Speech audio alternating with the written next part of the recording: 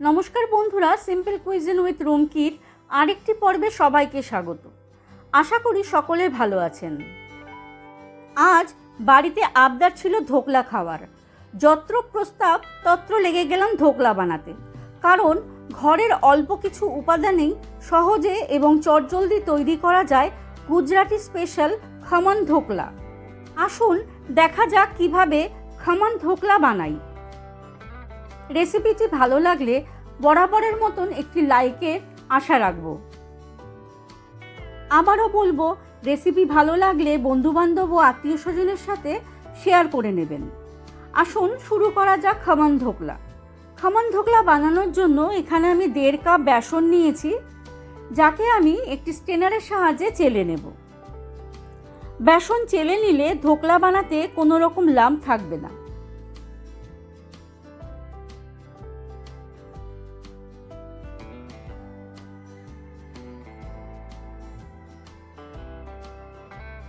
এর মধ্যে 1/4 চা চামচ দেব নুন, 1/4 চামচ দেব চিনি, 1/4 চামচের আরেকটু অল্প দেব হলুদ।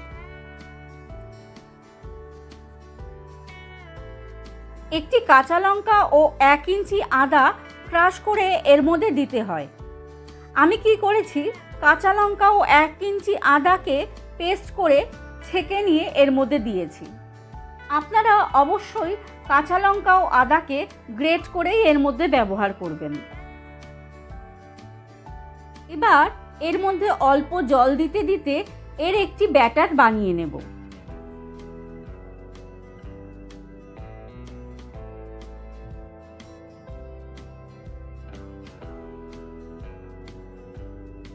ব্যাটারের মধ্যে 1/4 চা চামচ হিং দেব। একটি পাতিলেবুর রস এর মধ্যে দিয়ে দেব।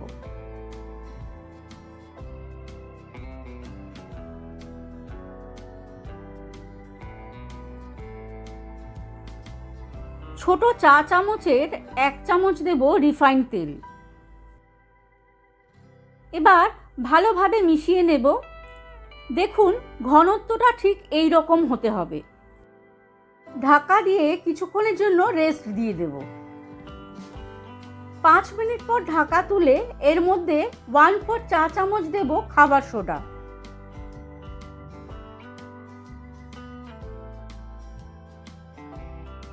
আরও একবার ভালোভাবে মিশিয়ে নেব। দেখুন, ব্যাটারটি একটু ফ্লাপি হয়ে গেছে।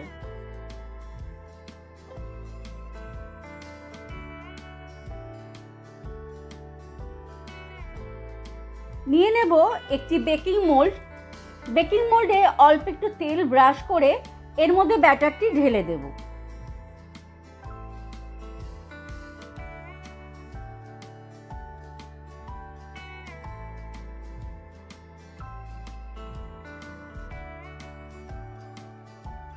গ্যাসে কড়াইয়ে অল্প জল গরম হতে আগে থেকেই বসিয়ে দিয়েছিলাম। জলের ওপরে একটি স্ট্যান্ড দিয়ে তারপর বেকিং মোল্ডটা বসিয়ে দেব। ওপর থেকে দিয়ে দেব ঢাকা। গ্যাসের ফ্লেম কিন্তু এই অবস্থায় লো টু মিডিয়াম করে দেব। 9 থেকে 10 মিনিট পর ঢাকা উঠিয়ে একটি স্কোয়ারের সাহায্যে চেক করে নেব ধোকলা ভিতর থেকে কাঁচা নেই তো। ধোকলা কিন্তু বেশ ভালোভাবে ফুলে উঠেছে। গ্যাস থেকে এবার ধোকলাকে নামিয়ে নেব। গরম অবস্থাতে মোল্ড থেকে কেটে বের করে নেওয়ার চেষ্টা করব না, এতে ধোকলা ভেঙে যেতে পারে। কিছুক্ষণ ঠান্ডা হওয়ার জন্য রেখে দেব। আসুন ততক্ষণে চিনির সিরাপটি বানিয়ে ফেলি। গ্যাসে কড়াই বসিয়ে দিয়েছি। দিয়ে দেব 1 চামচ রিফাইন্ড তেল, 1 চামচ সর্ষে ও 5 থেকে 6টা চেরা কাঁচা লঙ্কা, অল্প কারি পাতা দেব। একটু নেড়ে চেড়ে 1 কাপ মতন জল এর মধ্যে দিয়ে দেব। দেব স্বাদ মতো নুন, স্বাদ মতো চিনি। ধোকলার স্বাদ একটু মিষ্টি মিষ্টি হয়, সেই বুঝেই চিনি দেব। এদিকে ধোকলাও ঠান্ডা হয়ে গেছে। একটি ছুরির সাহায্যে চারিদিক কেটে ধোকলাকে একটি পাত্রে নামিয়ে নেব।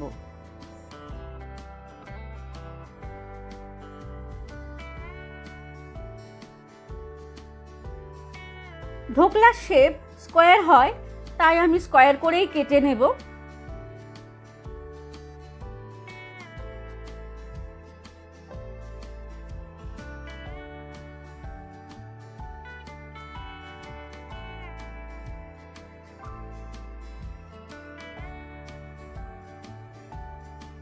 দেখুন ধোকলা কিন্তু বেশ সফট হয়েছে। উষ্ণ গরম অবস্থাতে চিনির সিরাপ স্কোয়ার করে কেটে নেওয়া ধোকলার উপর পুরো ভিজিয়ে দেব। ধোকলা চিনির সিরাপকে পুরো অ্যাবজর্ব করে নেবে। উপর থেকে গার্নিশ করে দেব সম্ভারো ও কুড়োনো নারকেল দিয়ে। সম্ভারো অপশনাল, না বানালেও চলে। আমি বানিয়েছিলাম, আসুন ছোট করে দেখে নিই সম্ভারো কিভাবে বানাতে হয়। সম্ভারো বানানোর জন্য ছোট হাফ কাঁচা পেঁপে নেব। গ্রেটারের বড় দাঁতের দিকটা দিয়ে পেঁপেকে ভালো করে গ্রেট করে নেব। গ্রেট করা পেঁপের মধ্যে দেব 1 চিমটি হলুদ, স্বাদ মতো নুন, স্বাদ মতো চিনি। কিছুক্ষণ ম্যারিনেট করে রেখে দেব। পেঁপে থেকে যে জল বেরিয়েছে তাকে হাতের মুঠের সাহায্যে চেপে নেব। ছেঁকে নেওয়া বাড়তি জলকে ফেলে দেব। এবার দেব ফোড়ন। 1 চামচ তেলে সর্ষে ও কারি পাতা ফোড়ন দিয়ে পেঁপেকে নেড়ে চেড়ে অল্প লেবুর রস দিলেই হয়ে যাবে সম্ভারো।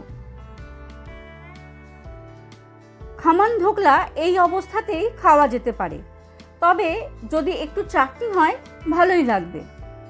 চাটনির জন্য এখানে আমি 2 চামচ তেঁতুল নিয়েছি।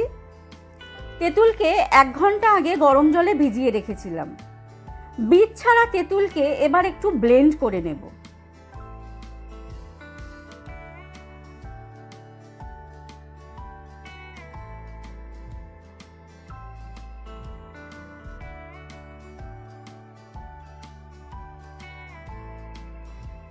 এবার গ্যাসে কড়াই বসিয়ে দেব। তেঁতুলের জল দিয়ে দেব এবং আরও একটু বাটি ধোয়া জল এর মধ্যে দিয়ে দেব।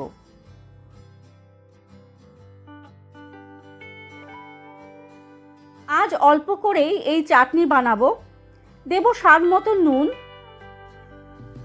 1 চুটকি হলুদ দেব, 4 টেবিল চামচ দেব চিনি, অল্প করে দেব লাল লঙ্কার গুঁড়ো, 1 চামচ দেব ভাজা মশলা। ভাজা মশলা সবাই জানেন, জিরে ও ধনেকে শুকনো খোলায় ভেজে তাকে গুঁড়ো করে নেওয়া। হয়ে গেল তেঁতুলের চাটনি। তেঁতুলের এই চাটনিকে ঠান্ডা করে একটি কন্টেনারে 20-25 দিনের মতন ফ্রিজে স্টোর করে রেখে দিতে পারেন। চাটনিকে এবার আমি একটি ছাঁকনিতে ছেঁকে নেব। হয়ে গেল আজকের রেসিপি গুজরাটি স্টাইলে খামান ধোকলা। সকালবেলার জলখাবার কিংবা সন্ধেবেলা স্ন্যাক্সে অবশ্যই খেতে পারেন এই খামান ধোকলা। বাড়িতে বন্ধুবান্ধব আত্মীয় স্বজন আসলে তাদেরকেও সার্ভ করতে পারেন এই রেসিপি। আমার চ্যানেলকে সাবস্ক্রাইব করে আমার পাশে থাকার অনুরোধ রেখে আজকের মতন এই পর্যন্তই। আবার আসবো অন্য কোনো রেসিপি নিয়ে। সকলে ভালো থাকবেন, সুস্থ থাকবেন। নমস্কার।